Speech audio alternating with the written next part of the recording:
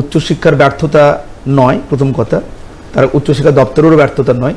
আপনারা যদি দেখেন যে আমাদের জেই রেজাল্ট 5 তারিখে বেরোনোর কথা ছিল, সেই 5 তারিখ থেকে সেই জেই রেজাল্ট অলরেডি রেডি হয়ে রয়েছে। আমাদের যারা উচ্চ মাধ্যমিক পাশ করেছে প্রত্যেকটা কলেজে এবং উচ্চশিক্ষা দপ্তর তৈরি হয়ে রয়েছে, যেই দিনই কোর্ট থেকে রায় দেবে তার পরের দিন থেকেই ভর্তি শুরু হয়ে যাবে।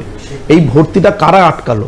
এই যে বলা হচ্ছে যে যাদের টাকা আছে তারা অন্যান্য বেসরকারি প্রতিষ্ঠানে চলে যাবে। আপনারা যদি দেখেন 2020-তে যে এনইপি 2020 এখানে এলো, ন্যাশনাল এডুকেশন পলিসি, সেখানে যে বেসরকারিকরণের যে মানে একদম দ্বার খুলে দেওয়া হলো। আসলে এই যে যারা ছদ্মবেশে কোর্টে যাচ্ছেন এটাকে আটকানোর জন্য, তার ফলে কি হচ্ছে যে আপনার বারবার করে এই যে যেই রেজাল্ট বেরিয়ে যেতে পারতো সেখানেও কিন্তু আটকে দেওয়া হলো।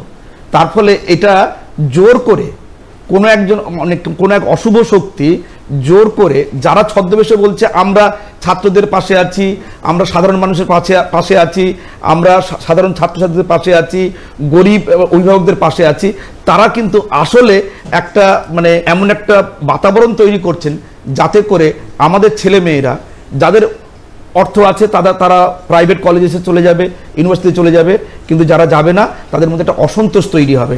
কিন্তু উচ্চশিক্ষা দপ্তর থেকে শুরু করে সরকার সর্বতোভাবে চেষ্টা করছে যাতে করে ভর্তিটা দ্রুত হয়।